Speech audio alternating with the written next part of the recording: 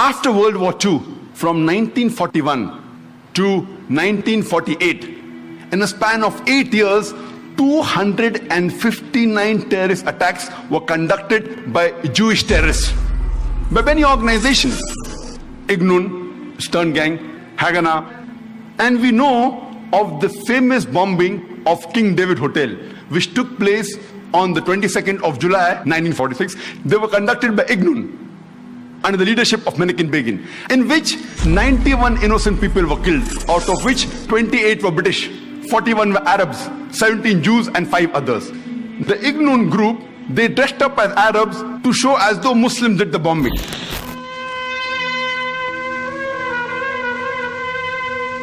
The King David Hotel itself. It was in the wing on the right of the picture that the terrorists placed their explosive.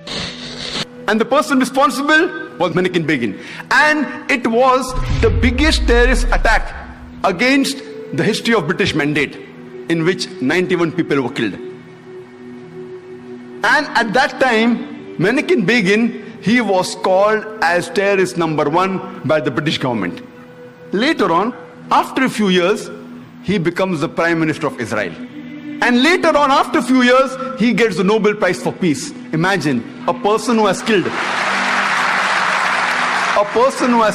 hundreds and thousands of innocent human beings becomes the Prime Minister of Israel and later on gets the Nobel Prize for Peace. And most of the groups that were fighting, like Stern Gang, Ignun, Haganah, all of these Jewish groups and the leaders like Yitzhak Rabin, Menachem Begin, Ariel Sharon, later on became prime ministers and high-holding ranks in the state of Israel. And all of them, they were fighting for a Jewish state. If you see the world map, before 1945, Israel did not exist. Israel didn't exist. These Jewish groups, they were called as terrorists by the Britishers. They fought for a Jewish state.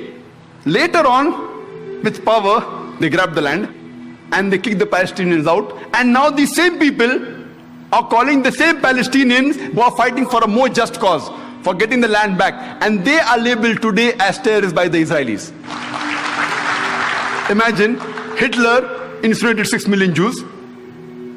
He kicks the Jewish community out.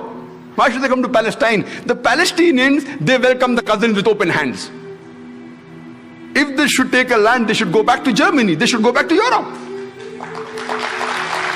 Imagine the Palestinians, they welcome the cousins. Imagine, suppose a visitor comes to your house. Being a stranger, you welcome him in your house. After a few days, he kicks you out of the house. And when you cry at the doorstep, I want my house back, people call you a terrorist. This is exactly what has happened today. The Palestinians, they are called as terrorists for what? They only want their land back.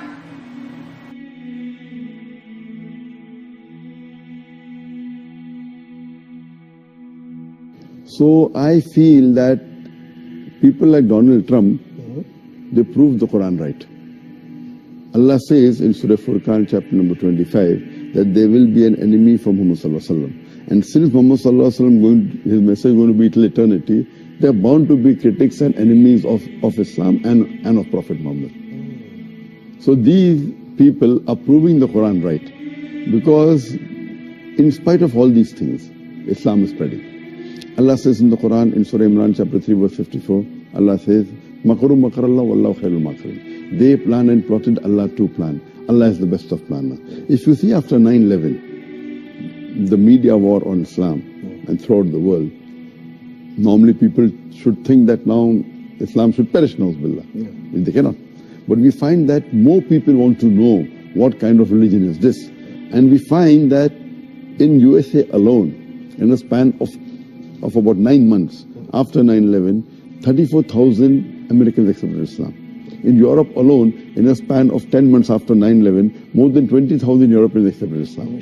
So more they are trying to attack Islam, more Islam is spreading.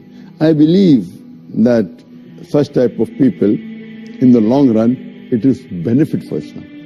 People want to know what is this religion.